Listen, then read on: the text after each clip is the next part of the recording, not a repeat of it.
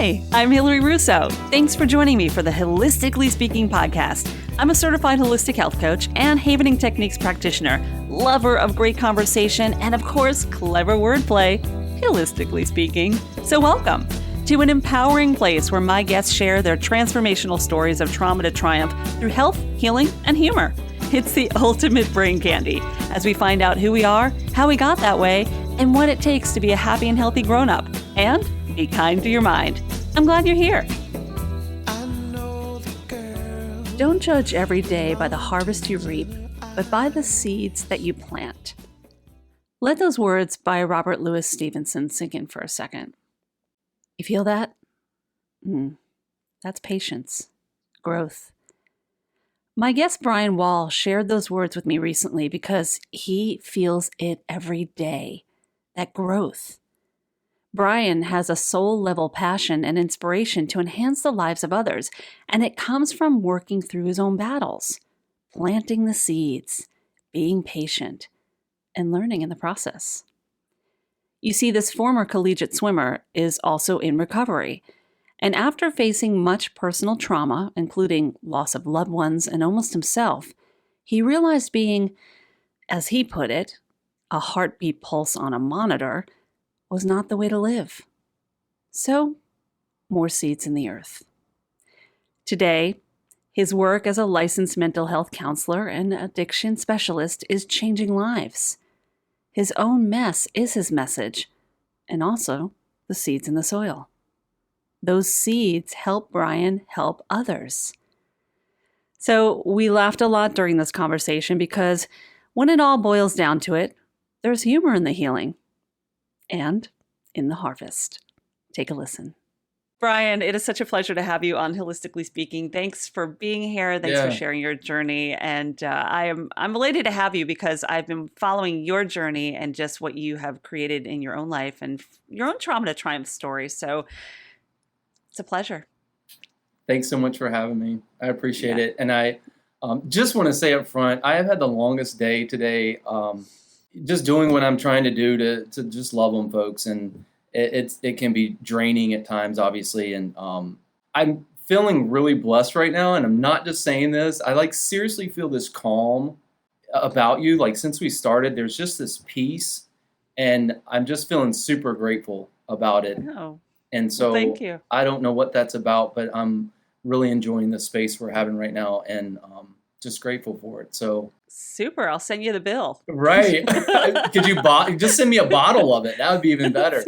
It's funny. I love that you're starting that way because my whole thing, working in mental health as well, I think we get so caught up with mental health being so serious. And yes, it is serious. And yes, our mindfulness and how we go forth in the world is really important. But in my mind, no pun intended, I think we need to find the humor in the healing. Yes. We need to find the mess in the message, the trauma and the triumph, all that stuff. And we need to laugh through all these lessons that we have. So I'm glad you feel that way. I love that you're saying that too, because it's I don't know how much is going to get on the recording, but folks, we had quite a bit of fun earlier with my microphone, and you just are having fun with it, and you're like, you know what, we're just people. This is organic. Let's have fun with it. And I really appreciate that about you. So thanks. You're most welcome. We definitely did. Look, we can't control technology, and sometimes it has its own brain. It does. And I don't know if there's no way to fix it except to just go forth powerfully and say whatevs. So we're actually. I love you. I really do. You. This is great. That in itself, that is life after recovery, right? Exactly. So let's talk about that. You are in the field of mental health. You are working with in treatment, and you have your own recovery story. And I'm sure you've laughed through your own lessons. So let's just get on it and just talk about who you are, because I absolutely adore you, Brian, and just what you have to share. And already, I love you back, man. Right on. We're like besties. Right on. No, and the first phone call we had, it's I got off the call and I was staying with my sister-in-law, and we had a great conversation. It just was natural. It flowed. We're both from North Carolina, so a connection there. And I got off the phone. I was walking back to her place, and just all the moving down to Florida and not having my family here, and was just kind of like, it's kind of worn out, to be honest with you.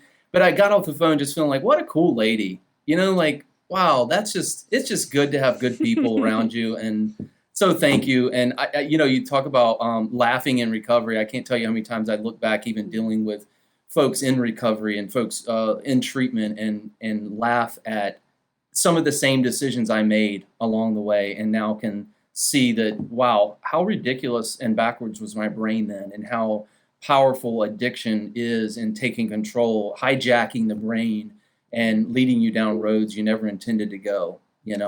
Absolutely. You had a powerful statement when we first started talking. It was early in our conversation too, where you said that I was a heartbeat pulse on a monitor. And what? That blew my mind, because to feel, and we'll talk about your story in a sec, but to feel that you are so disconnected from life in itself, and just kind of going through the motions. It Yeah. hit me really hard. And I know I've had clients like that. I'm sure you've had clients and patients like that, and just your own journey of being so disconnected and going through that period, it must have been very difficult.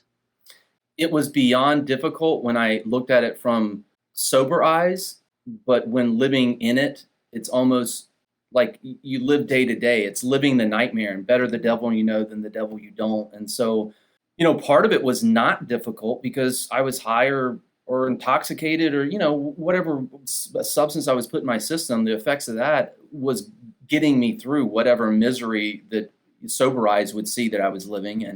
And the heartbeat on a monitor is, we live our lives, and we do what we do, we eat what we eat, whatever. And the effects of that never become truly real until you're laying in that hospital bed, and the monitor's beside you, and the tubes are coming out of your arm, and you're watching the news for the first time in your hospital bed that you never watched because you were living life before, and you realize, like, wow, stuff just got real. And I sure hope this team of doctors knows what they're doing, because I'm in over my head, and that's really what addiction was for me when it got to the bottom of the bottom, I guess, the worst of the worst. It really was a place where I realized that I'm in that bed right now, and I was still using, but I was hearing the beep of the monitor and realizing that this is out of my hands. I've got to find something quick. I got to find a team of doctors. I got to find a team of support to get this right and do it quick, because I'm on my last leg. When going through any or adversity in their lives, they hit rock bottom and they're like, I have no choice but to go up, right? Yeah. But even when you're on the way up, you struggle, and sometimes people fall again. I mean, there's that fear of recovery, like, great, I'm good, but is this forever? And you're kind of walking on eggshells, thinking to yourself, how long is this going to last? How many days am I in the count? All those things that run through the mind that a lot of people in recovery that I've noticed face. And a lot of times, Right. recovery from anything, it doesn't have to be a substance abuse like cocaine or alcohol. It could be an eating disorder. It could be Yeah. anything that you have an addiction to that you're scared to go back to. So Absolutely. how do you grab hold of that? What do you share with folks that have had similar stories to yourself? I had a number of conversations with clients here at our facility today, and I think I kind of catch them off guard because I'm just transparent and upfront, and I have real conversations with them, and I don't, I'm to the point where, I'll be in a group and I'll turn around to write something on the board, and I'll say out loud, I'm writing on the board right now because I'm not sure where I'm going with this and I need to process, or, hey, I'm not, if I'm talking to my team, I'll say things like, hey, I'm not catching eye contact right now because I'm asking you guys to do something really difficult, and it's going to take team to make it happen. And this is a tough place to be, but we got to get through it. And I'm just honest. I just really try to be straight with people. And when clients are talking with me, I share a little bit about my story, and I'll say, like, hey, a little self-disclosure. I've been where you're at, and I know where this leads. I know where it led for me. I know where it leads for a lot of people. And if we go with the odds, you're probably in that bunch. So it's worth listening to. So I just want to share a little bit with you, and hopes that you'll be receptive to filtering that a bit and considering it in your decision making, because you're at a fork in the road. This is a really important place to be. And the other side is, it's going to blow your mind, but I got to get you there. I got to bridge that gap. And that's what I'm trying to do right now. And I think it's really interesting that in the recovery process, we oftentimes, we get going in the right direction and then we kind of fall a bit and we're really hard on ourselves. And I've learned that life is a lot like riding a bike.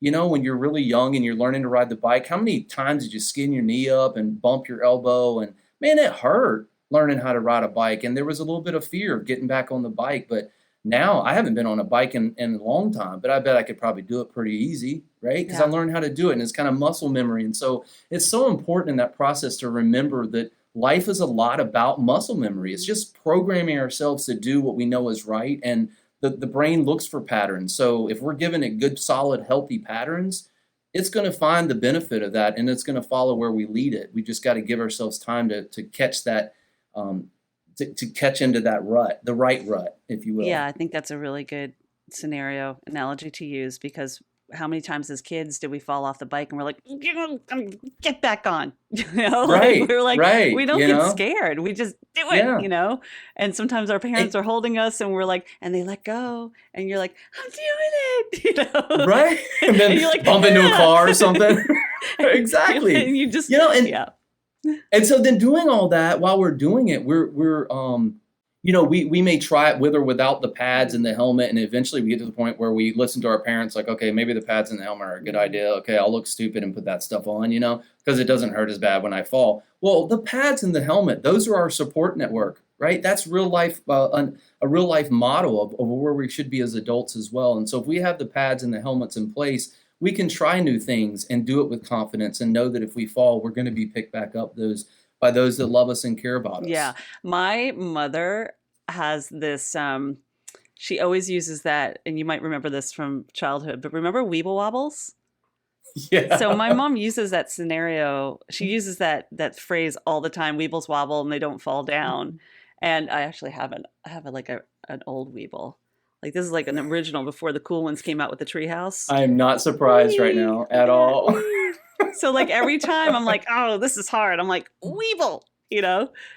Because Weebles wobble and they don't fall down, which is basically just saying like, get your butt back up. You can do this. Yeah. You have help. You have support. And I love that. I love using the Weeble, phrase because it just makes so much sense. But going back to what you've shared with your patients and at the clinic or just in general in life, what is Brian's story? It's so intricate and it's so involved and it's so troubling if you look at it with eyes of reality. Mm-hmm. But if you just look at it as just a dude trying to make it work, I think it's a little easier to receive. Mm-hmm. I feel like from the start, I had a lot of challenges. I almost lost my older brother to a car accident and lots of experiences there with him, having, seeing angels and that sort of thing in the hospital bed room, et cetera. And then I was left with some neighbors for a week or two while mom and dad sorted through all that, and have no doubt that that's probably created some PTSD related anxiety for me early on in my life. And so that led to me dropping into a realm of control, because oftentimes that happens because you don't want to feel that again.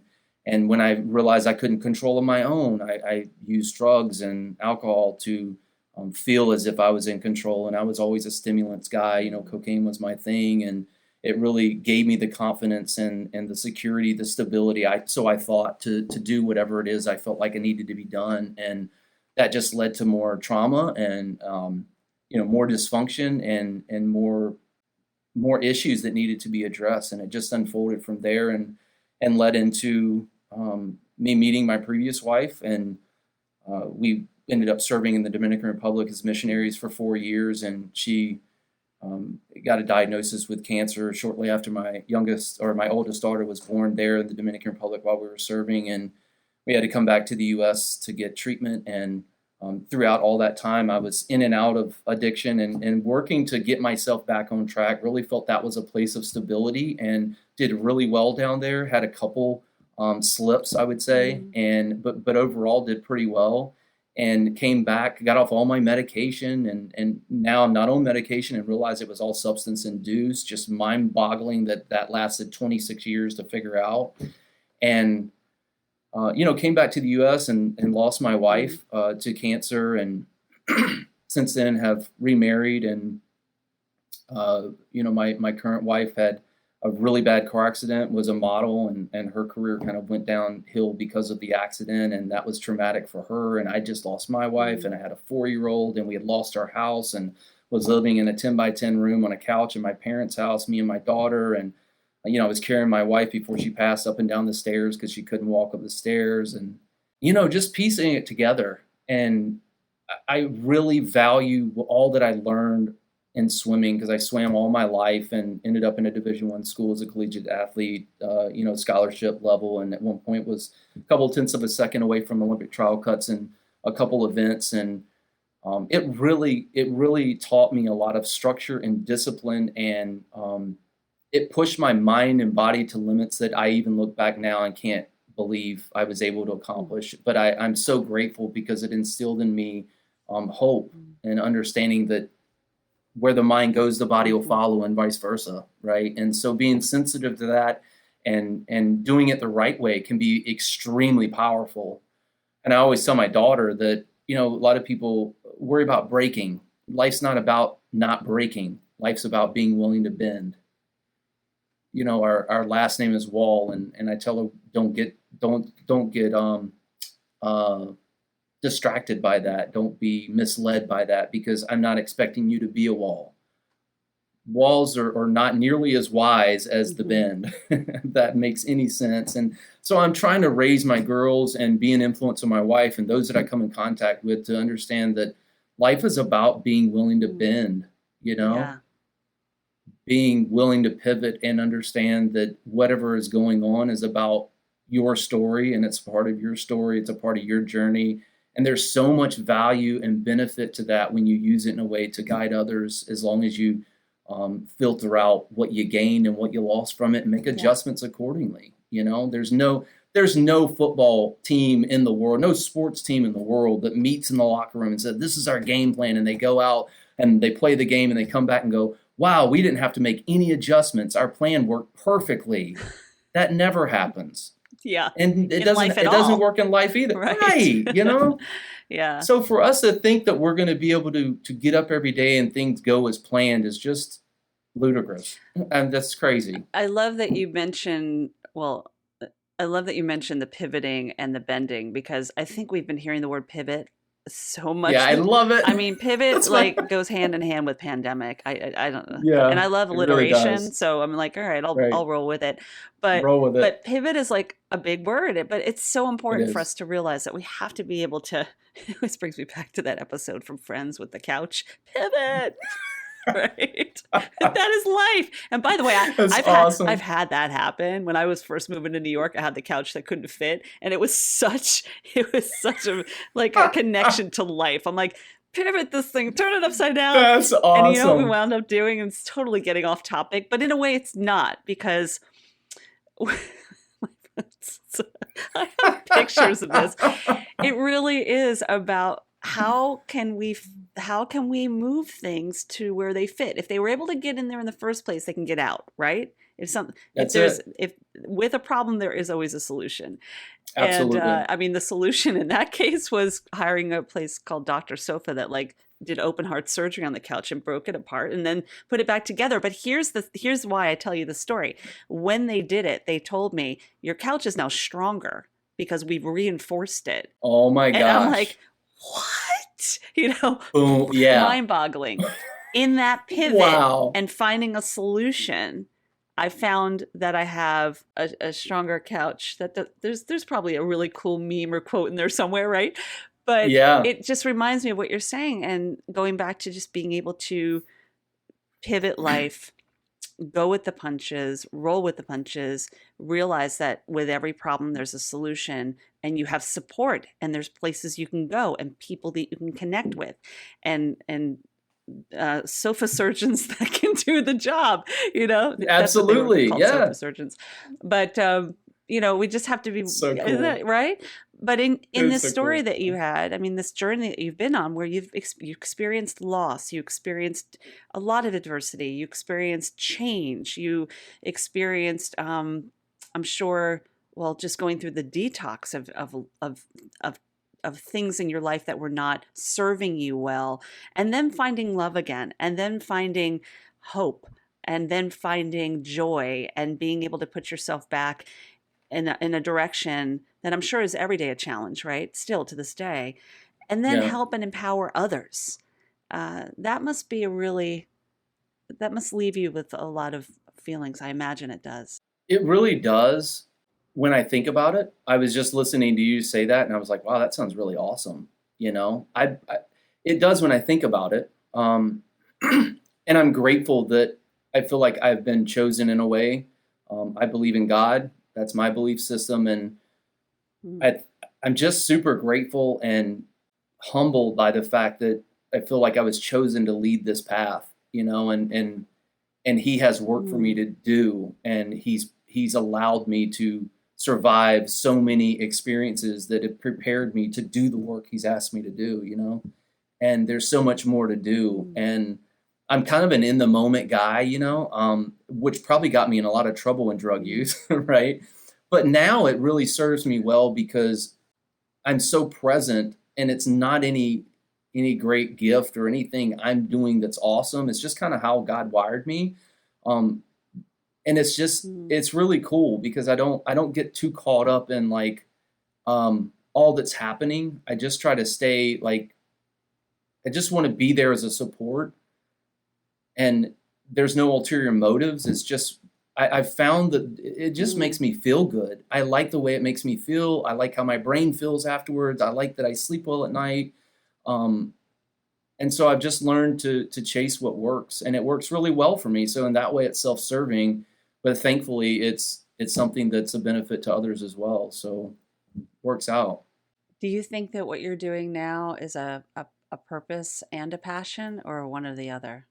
I think I won the lottery because it's how I'm wired. It's how I think. It's what makes my heart happy to do what I'm doing. And at the same time, I'm really passionate about it. I refuse to give in. I refuse to lose. Giving up is not an option. You know, I'll bend as far as I need to, but I'm not quitting because I've seen what persistence and what striving for a goal leads to, and so there's just too much evidence. It wouldn't make any sense for me to try to drive a car with no gas because it's I already know what's going to happen, right? So I make a point to make sure I have gas in my tank, Mm. and I mean that me myself and my car, right? And so when I find patterns, I've just had Mm. so many things that have happened in my life that God has showed me, you know, this is what works, and that didn't work. And the evidence is so Mm. blatantly supportive of the positive that it just doesn't make sense anymore for me to do it the other way. And I know that the reason I did it the other way for so long was because my brain was hijacked. I mean, it's a brain disease addiction. And, you know, in that way, I followed the norm, and the same results Mm. came. And I just don't want to have anything to do with that any longer. It doesn't make sense to me.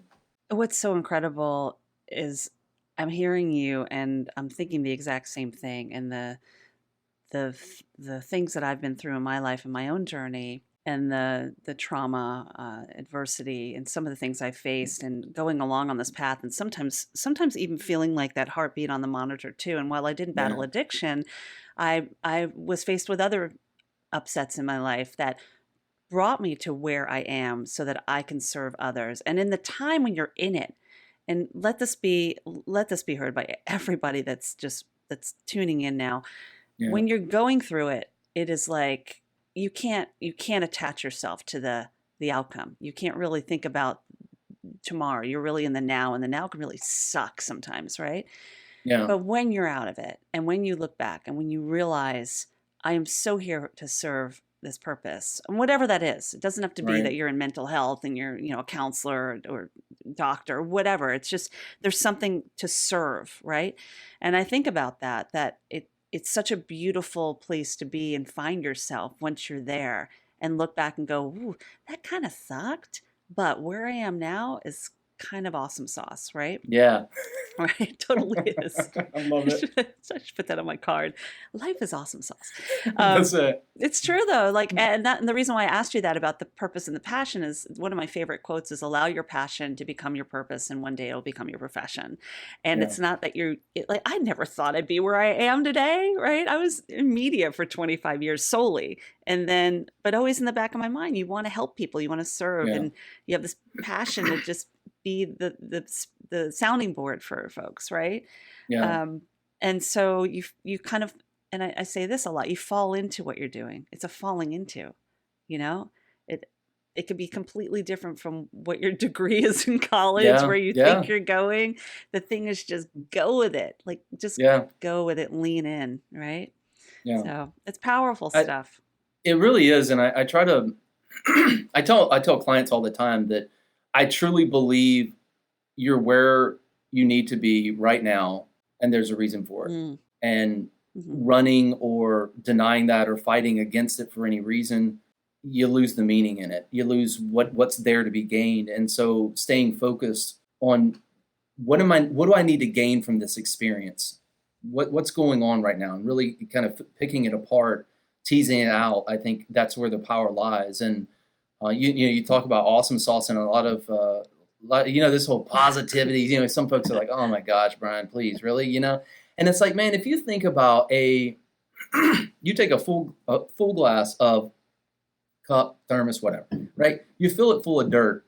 If you pour enough pure water in there, the dirt will eventually completely run itself out, right?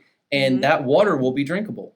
Pure. Right. Yeah. And so I think life's a lot like that. You choose what path you want to take. And I just did this with my hand, and it's like, I'm serious about it, man. It's like, I refuse to accept the negative. I refuse to accept it. I won't do it, and I have my days, of course. I'm not perfect, but that's what your supports are for. I want people in my life that call me out like, Brian, don't latch on to that thought, man. It goes nowhere. Right? Mm-hmm. What do you got going on right now that's a blessing in your life? It's the gratitude, right? We have to remember those gratitude moments. I agree. I say it all the time.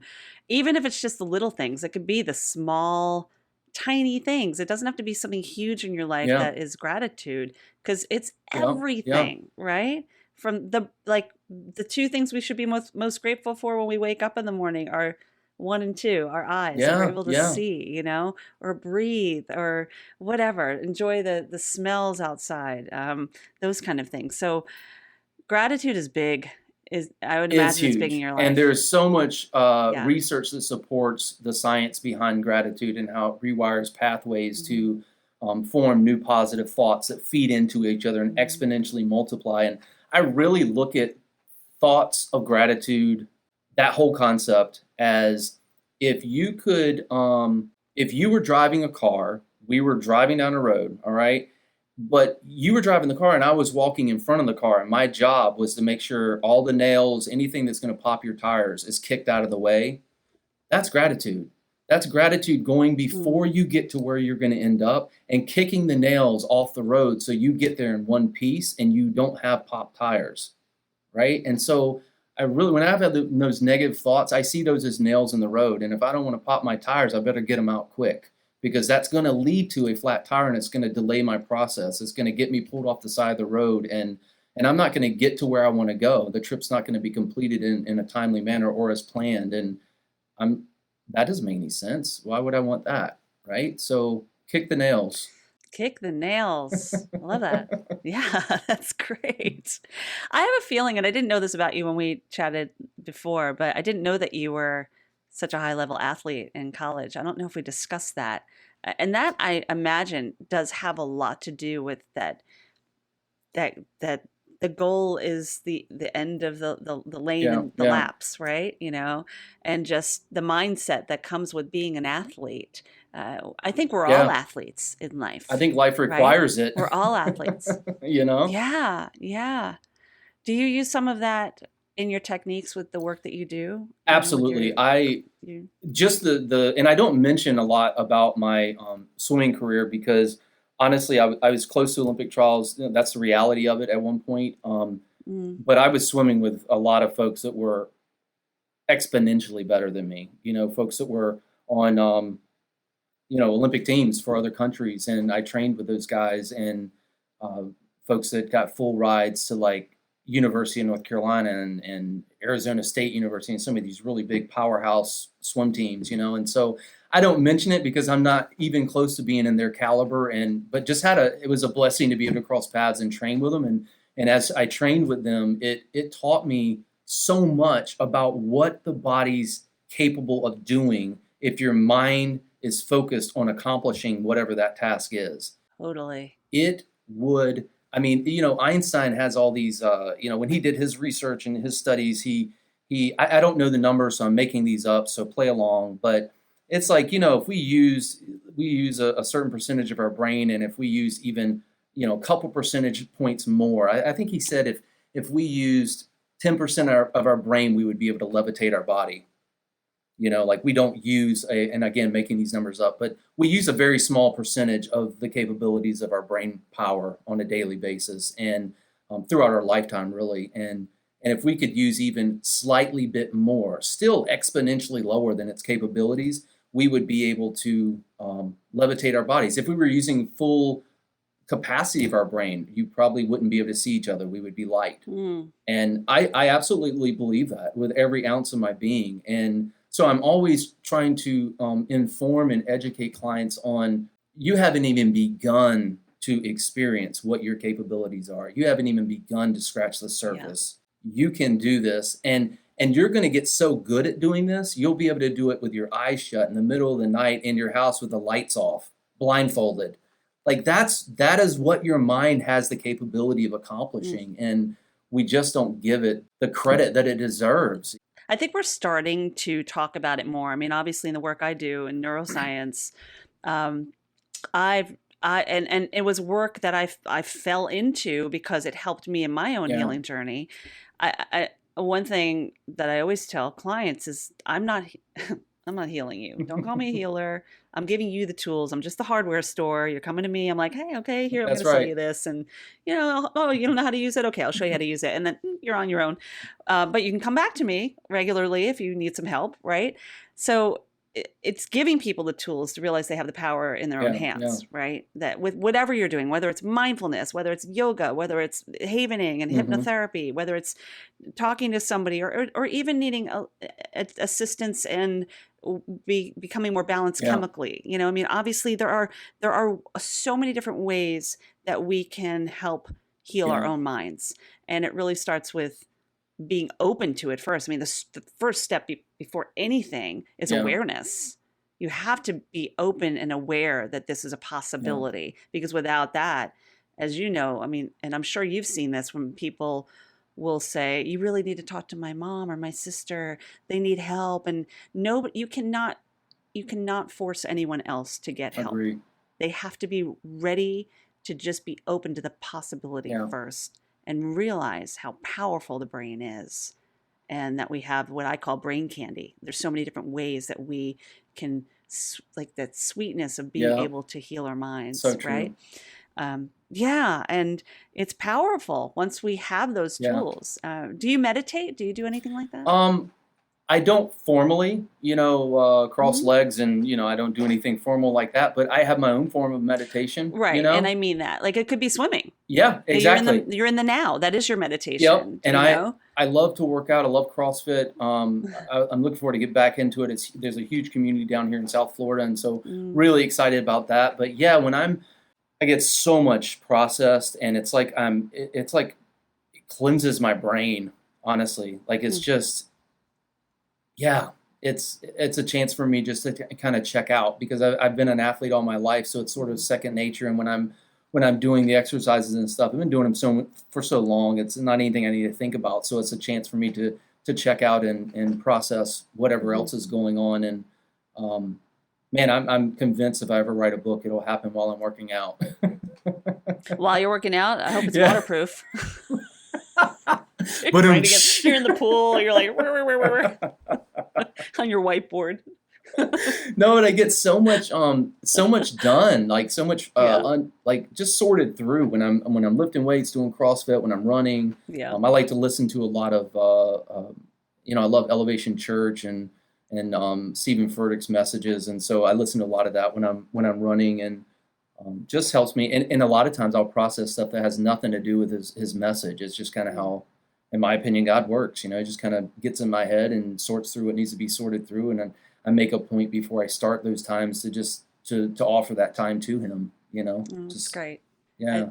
We all have our own way of connecting Yeah. with ourselves and whatever power we believe in, right? Because Right. it's just the connection first, right? Yeah. Connecting with self, especially, Right. whatever that means to you, and it's really beautiful once you find that connection and that Yeah. awareness and that alignment, So this was great. I love talking to you. Oh my goodness.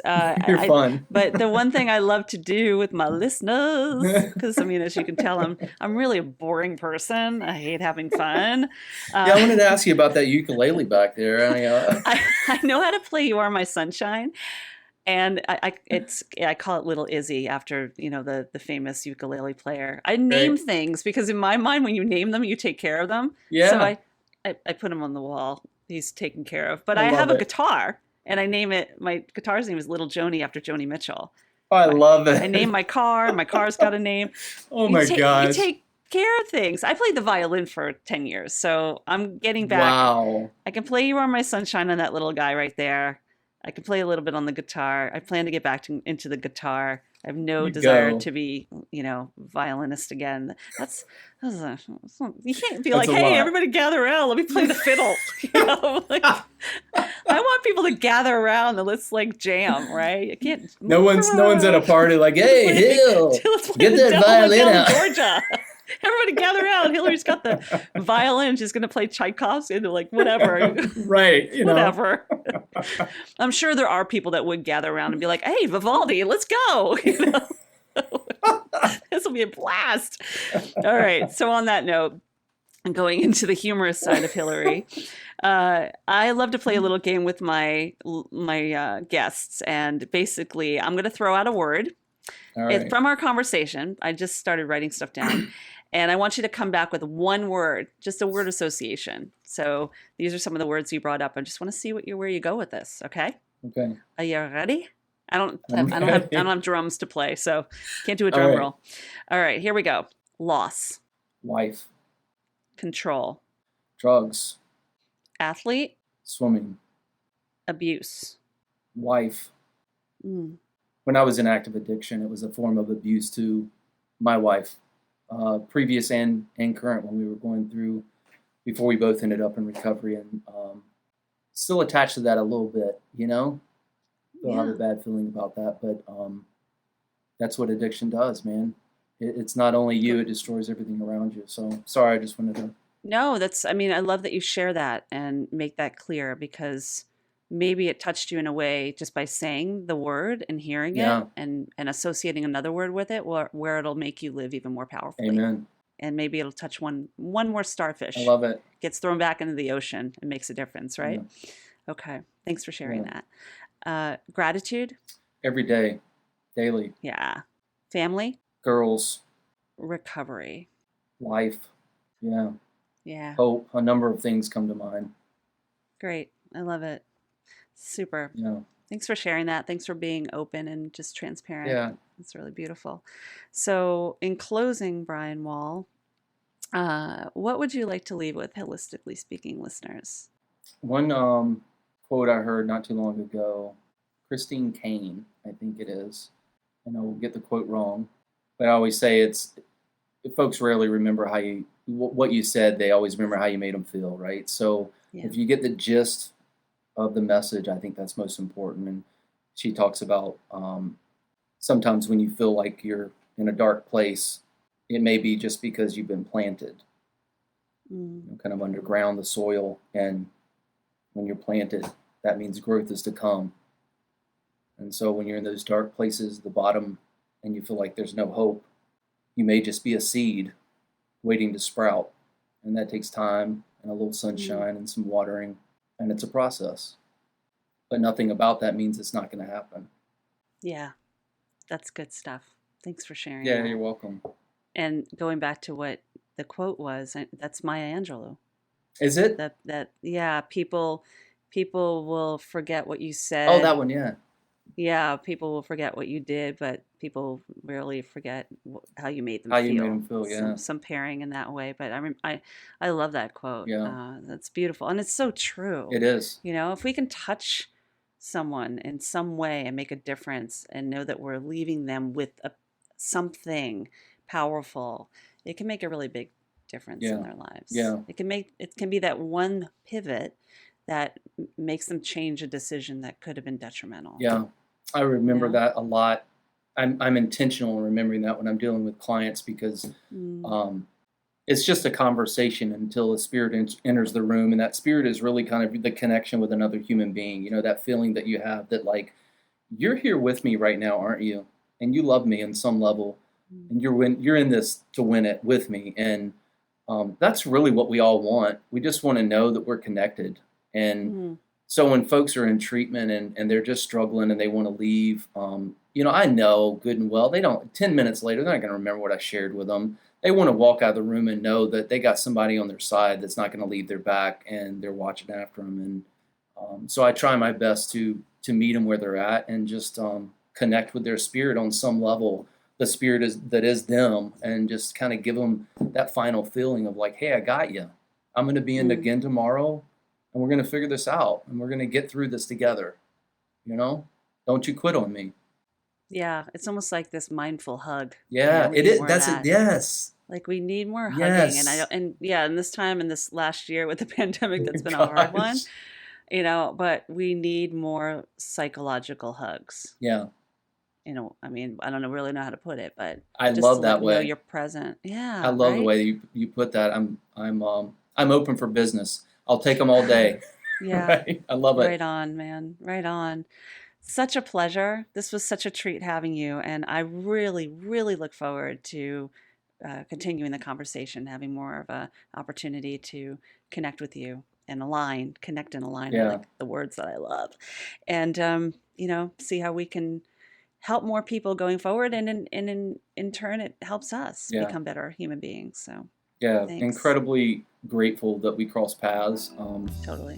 You're super cool, and Oh, appreciate you having me on. Thanks so much. my pleasure.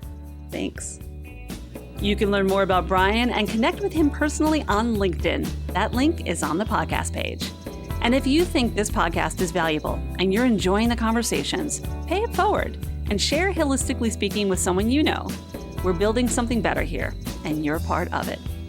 And if you're interested in learning more about how I could support you on your healing journey and put the power of emotional well-being in your hands with havening and holistic living, then drop me a line and set up a free discovery call at hilaryrusso.com.